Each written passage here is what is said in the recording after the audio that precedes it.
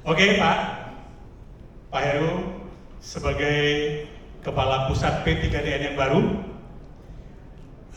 kita minta dengan segala hormat untuk menyampaikan paparannya. Pada Pak Heru, kepada Bapak Dr. Insinyur Heru Kustanto, MSI, kami persilakan. Baik, Pak Kamal, terima kasih selaku moderator. Saya malu dengan Pak Willem soalnya kalau saya duduk. Baik, Bapak sekalian, bismillahirrahmanirrahim. Assalamualaikum warahmatullahi wabarakatuh. Selamat pagi dan salam sejahtera untuk kita semua. Yang kami hormati para narasumber yang tidak dapat kami sebutkan satu-satu. Yang kami hormati Ketua Umum Pusat Migas Pak Rudi. Terima kasih sudah mengundang saya. Kemudian juga para stakeholder, tadi ada SKK Migas, Dirjen Migas, dan juga para anggota dari Pusat Migas, dan juga tentu para lembaga peningkatan independen. Pak, salam kenal juga. Jadi saya adalah Heru Kustanto, Kepala Pusat P3DN yang baru, mungkin paling tidak 1 bulan ini. Ini satu kehormatan bagi saya untuk berkomunikasi dengan Bapak sekalian. Jadi grup Pusat Migas di Palu yang paling aktif. Jadi di Pusat P3DN atau di Timnas P3DN ini kita punya 3 pokja sebenarnya kan. Pokja pemantauan, kemudian pokja pengawasan dan pengendalian, dan yang terakhir adalah pokja sosialisasi. Nah beliau-beliau ini Pak Willem, Pak Kamal ini paling getol ini grup nih. Kalau saya nggak balas nggak enak juga. Dan Bapak sekalian, sebagai satu informasi saja, minggu lalu kami diajak Pak Sarwi nih ke Batam ya, ke PT Kartijasa Sarana, salah satu produsen penunjang migas. Dan yang menarik di situ adalah Bapak sekalian, saya diperlihatkan oleh Pak Sarwi ini peresmian Kartijasa Sarana tahun 1985 yang tanda tangan Pak Ginanjar Kartasasmita, orang tuanya Pak Agus Gumiwang sekarang. Itu sebagai apa Bapak sekalian? Sebagai apa Pak? Menteri Muda urusan peningkatan produksi dalam negeri. Coba Bapak sekalian. Itu nomenklatur P3DN itu sudah jauh, bahkan levelnya sudah level Menteri Muda waktu itu ya. Jadi Pak Ginanjar sebagai Menteri Muda urusan peningkatan produksi dalam negeri merangkap Kepala BKPM tahun 1985 Pak Willem nih. Kita bayangkan coba. Dulu kita udah pede gitu ya. Bahkan ada menteri khusus yang memang ditugaskan untuk mengawal peningkatan penggunaan produksi dalam negeri. Nah ini sebagai gambaran Bapak sekalian bahwa terminologi penggunaan produksi dalam negeri itu begitu luar biasa dan cukup sejarahnya cukup panjang gitu ya. Baik, lanjut saja, mungkin bisa dibantu nih agak masuk ya. Oke. Nah ini Bapak sekalian, kita lihat dulu dari sisi regulasi tadi sudah disampaikan, sudah ada di Undang-Undang 3 2014, kemudian ada PP 2009-2018 tentang pemberdayaan industri, ada Perpres berkaitan pengadaan barang dan jasa. Hari ini Pak Menteri Perindustrian diminta melakukan paraf nanti hari Kamis untuk pembahasan Undang-Undang pengadaan barang dan jasa publik, pengadaan barang dan jasa publik. Jadi mudah-mudahan ada tambahan undang-undang lagi yang nanti berkaitan dengan bagaimana prioritas peningkatan penggunaan dalam negeri ini. Jadi rekan-rekan sekalian, ini sudah cukup banyak gitu kalau kita lihat dari sisi regulasi ya, bahkan kami juga nanti menurunkan ke dalam beberapa regulasi yang lebih detail. Lanjut. Nah ini Bapak sekalian, ini kalau tadi sampaikan Pak Willem, ini urutannya Pak ya. Tadi disampaikan kalau ada 25% TKDN atau BPP 15% stop impor. Impor nggak boleh masuk ya. Jadi hierarkinya begitu. Ya yang paling tinggi adalah kalau TKDN-nya lebih dari 25% itu wajib dibeli. Kemudian ada ini masukan juga nih Pak Kamal, teman-teman di SKK nggak menghitung BMP gitu. Mungkin bisa dipertimbangkan juga karena BMP kan bagian dari CSR-nya perusahaan juga perlu kita apresiasi ya. Jadi kita teman-teman yang perusahaannya menghasilkan BMP ada yang 15%, masih 15% misalnya, ada yang 10, 12 itu mungkin dipertimbangkan juga ya, bagian dari nanti pemilihan penyedia mungkin nanti di apa di SKK atau di Pertamina. Nah kemudian yang lain-lain sekalian tadi juga penting pada saat apa? Pada saat kita TKDN ya. Nah itu kemudian yang berikutnya ini juga masukan dari teman-teman dari Batam, Pak Bekat mengeluh ya, Batam luar biasa nih berkaitan perhitungan TKDN, perhitungan pajak dan seterusnya. Nah mudah-mudahan dalam waktu yang tidak terlalu lama ada solusi ya buat bagaimana produk-produk yang diproduksi di Batam sementara dihitung di teman-teman di LPI kan nggak dihitung nih pajak yang melekat pada barang pajak impor, barang bahan baku kan dihitung karena memang belum dibayar. Tapi pada saat barang masuk ke pabean kita kan bayar juga ya Pak Rudi ya, bayar pajak barang, bayar pajak paku dan seterusnya. Ini kami sedang kami siapkan nanti ada mekanisme verifikasi ulang untuk khusus barang-barang yang keluar dari kawasan Pelabuhan Bebas Perdagangan Bebas Batam atau KEK ya atau kawasan berikat. yang mekanisme pajaknya berbeda. Ya mudah-mudahan, karena kami diancam Pak, teman-teman saya, Pak, kalau kali itu saya nggak masuk Batam deh, rugi saya TKD hilang 11% Pak. Jauh Pak, hilang 11% Pak Erwin ya.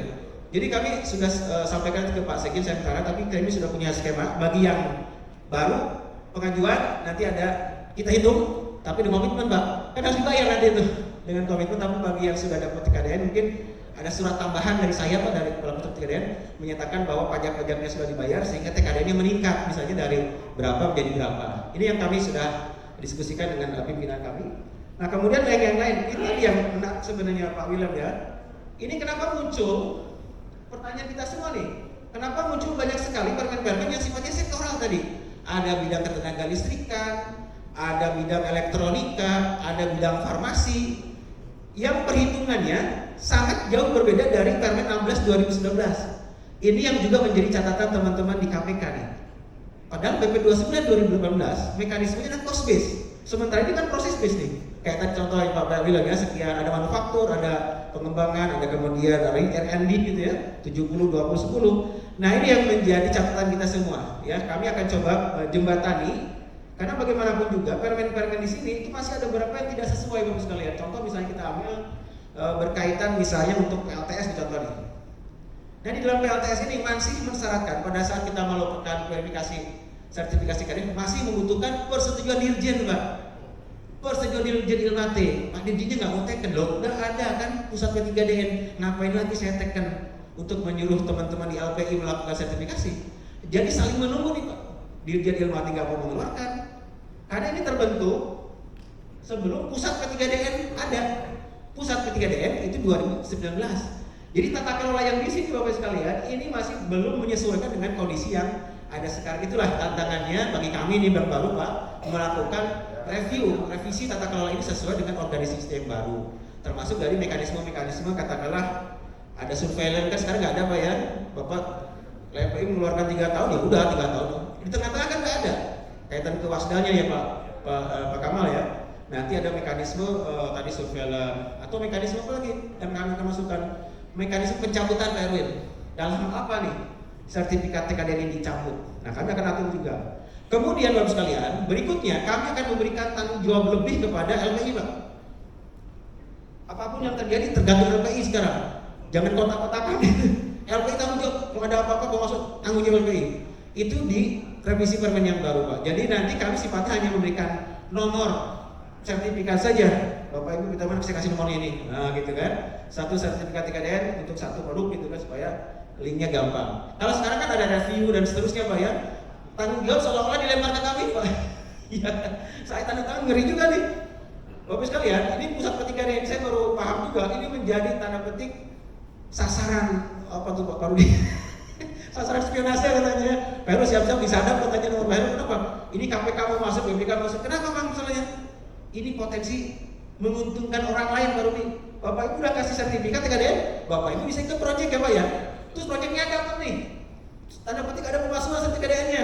Nah ini potensinya Bapak sekalian. Perasaan biasa-biasa ini ternyata di situ temuan BPK-nya Pak, temuan KPK ini potensi menguntungkan orang lain ini menjadi catatan di situ. Jadi ini menjadi penting ya teman-teman LPI pada saat kita melakukan sertifikasi betul-betul Pak. Karena impact-nya tadi dapat proyek besar gitu kan. Siapa nih? Ini TKD-nya berat gak beliau? Jadi tantangan. Jadi Bapak sekali mohon ini menjadi catatan kita semua. Di satu sisi saya paham Bapak Ibu perusahaan-perusahaannya mengajukan sertifikat TKDN sudah mepet Pak. Pak besok minggu depan saya mau ikut tender nih, sertifikatnya belum keluar. Tanya ke saya terus lagi, Skopino gimana sih? Ya Pak, bentar lagi nih prosesnya kena tahapan gitu ya. Jadi mohon Bapak sekalian ini dipahami kondisi-kondisi ini, kita akan perbaiki tata kelola ini supaya semua selaras dengan regulasi yang ada, kemudian menyesuaikan dengan kondisi saat ini ya. Lanjut. Oke, next. Nah ini Bapak sekalian, ini catatan juga beberapa upaya kita kan dulu kan cuma ada 2 ya lembaga verifikator ya, ada SCI, Skopino dan SI. Sekarang kan sudah ada 5 ya.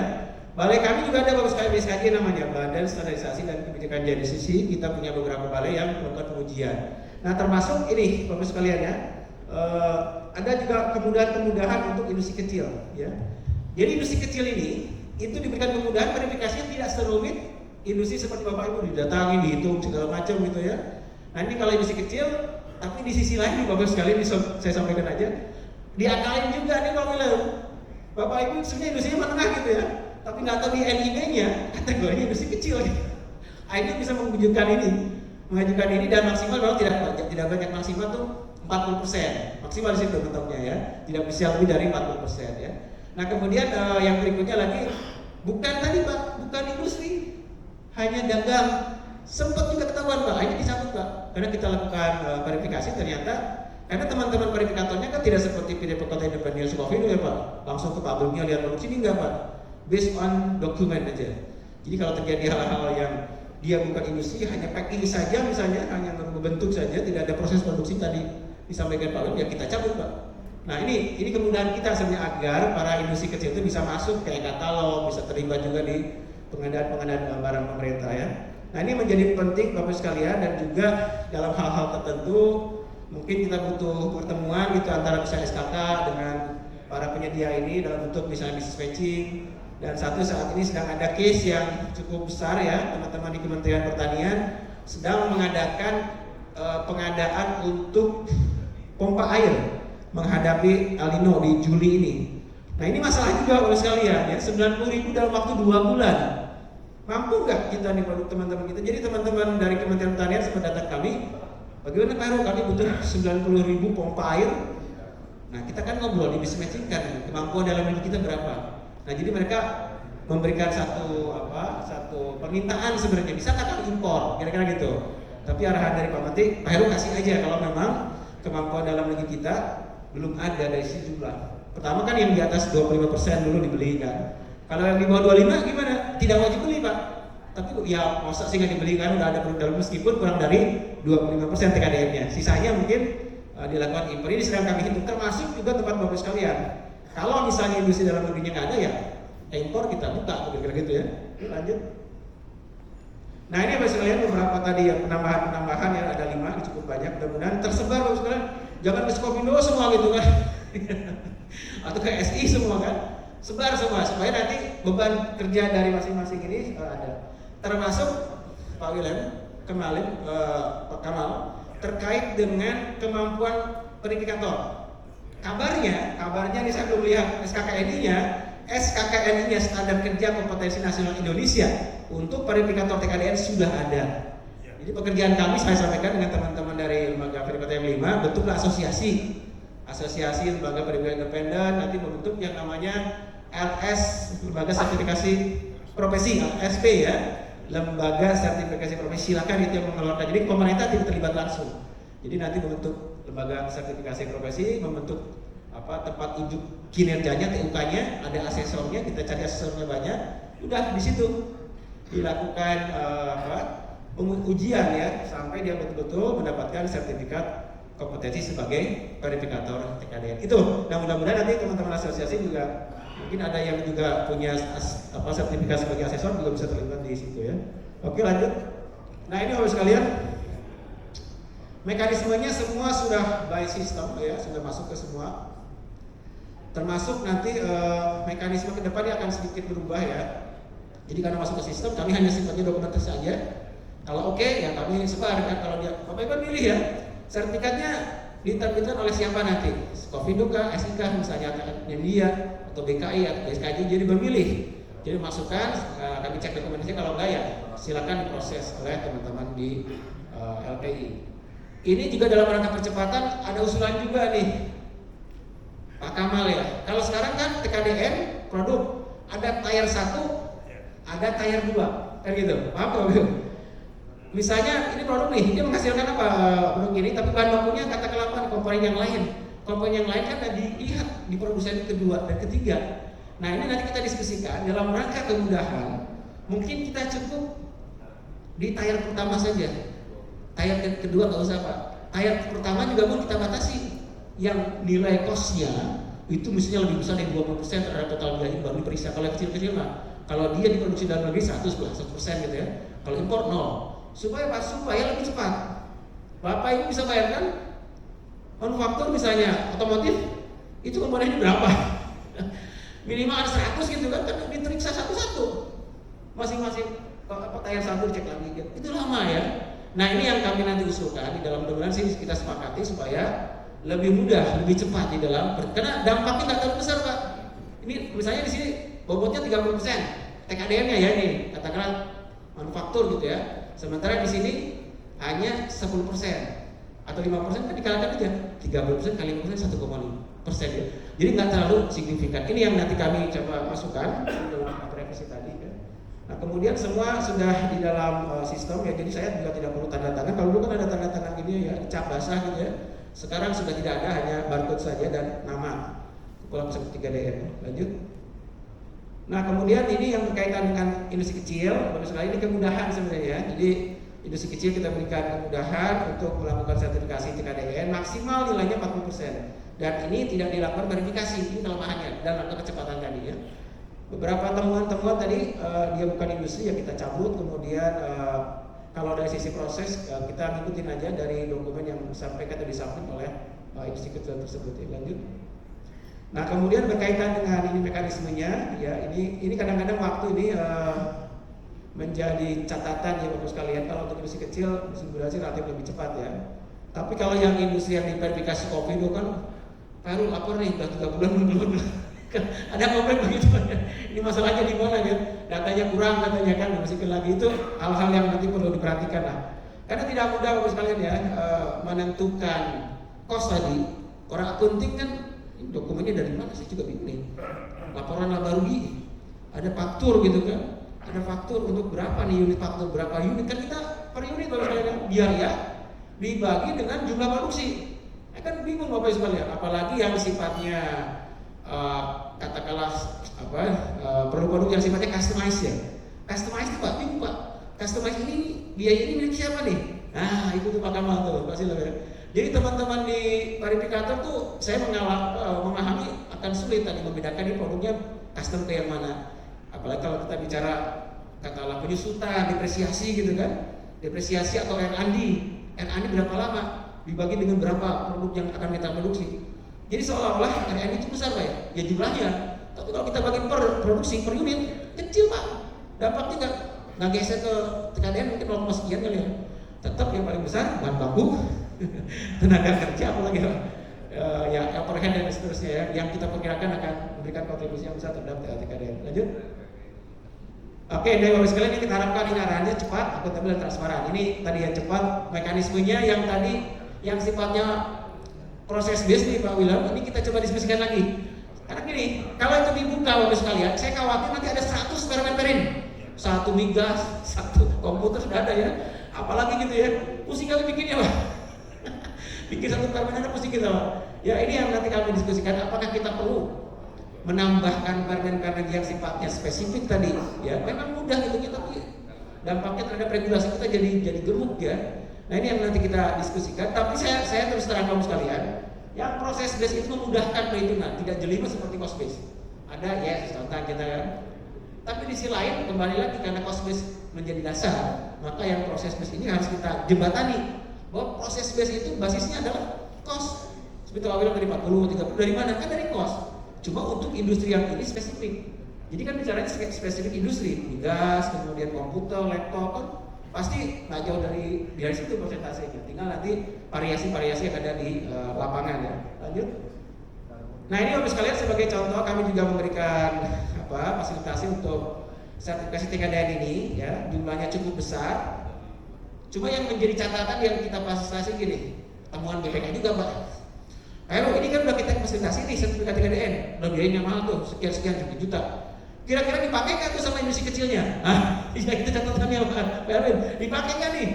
Kalau dipakai dia kebeli nggak di e-katalog produknya? Nah itu catatan berikutnya Pak. Jadi tidak mudah ternyata Bapak sedang menggunakan uang negara ini ya. Sudah kita kasih, terus si industri ini pakai nggak tuh TKDN tadi? Ngapain? Hanya buat jangan aja di dalam ruang produksinya gitu kan, tapi tidak digunakan dalam pengadaan. Nah ini terus terang Bapak sekalian, ini kami juga mohon bantuan para lembaga verifikator yang saat ini kita sedang melakukan fasilitasi untuk industri kecil dan industri menengah. Jadi kalau Bapak Ibu sekalian ada industri menengah yang ingin gratis, tanda petik gitu ya, memang gratis nih dari BPBN, silakan daftar ke tempatnya Sukopindo. Minimal bisa dapat 8 produk ya untuk sertifikat, 8 produk free Pak. Silakan. Tapi skalanya menengah dan kecil. Kecil pun bisa lebih dari 40%. Silakan Pak Kamal bergabungan dengan para lembaga verifikator. Sudah kita buka minggu kemarin pendaftarannya. Jadi bisa kita, karena kami butuh banyak, hampir 7.000 sertifikatan ya. Jadi kita butuh bantuan juga. Kalau nanti Bapak Ibu berminat silakan menghubungi lembaga verifikasi terpadu. Oke, lanjut. Nah ini Bapak sekalian, ini penting nih, bisnis matching kita di Bali, Kementerian Kesehatan, mungkin nanti SKK, itu penting untuk mempertemukan antara kebutuhan dengan supply kita. Berapa sih TKDN-nya? Kadang-kadang begini Bapak sekalian, memang di dalam aturan kan dimulai dari perencanaan, tapi faktanya kan tidak. Tahu-tahu 2 bulan lagi harus ada sekian, siapa industri yang mampu gitu Pak ya? Ini yang terjadi begitu, ya kasus seperti yang di Kementerian Pertanian, Kesehatan, mungkin kasus yang sebelumnya kan misalnya urusan kereta bekas seperti itu Bapak sekalian ya. Jadi butuh perencanaan yang panjang sehingga industri dalam negeri siap untuk memenuhi kebutuhan dari para pengguna tersebut ya. Nah untuk bisnis matching ini banyak dilaksanakan oleh beberapa kementerian lembaga yang untuk tadi mencari mana apa bisa dipenuhi nggak gitu kan dari kemampuan dalam negeri kita. Lanjut. Oke, jadi itu Bapak sekalian dari kami. Jadi mohon dukungan terkait dengan tadi persiapan tadi perbaikan regulasi supaya menyesuaikan dengan kondisi yang lain. Kemudian juga ada penyederhanaan, kemudian tanggung jawab LVN akan semakin besar ya. Akan kita berikan tanggung jawab itu. Yang menandatangani bukan lagi saya nanti Pak Kamal. Siapa nanti Pak Skopin direktur utama atau kepala bagian unit bisnis gitu ya. Ke depan seperti itu Pak. Itu arahan dari Pak Sekjen agar tanggung jawab kita geser ke LP dan kami sifatnya hanya melakukan nanti wasdal Pak. Wasdal terhadap sertifikat TKDN-nya, audit konsistensi, kedua terhadap surveyor, termasuk juga verifikatornya Pak. Yang terakhir pemantauannya nanti Pak Kamal tuh ya, bagaimana produk-produk ini memang bisa dimanfaatkan oleh penyedia kita. Demikian, terima kasih. Assalamualaikum warahmatullahi wabarakatuh.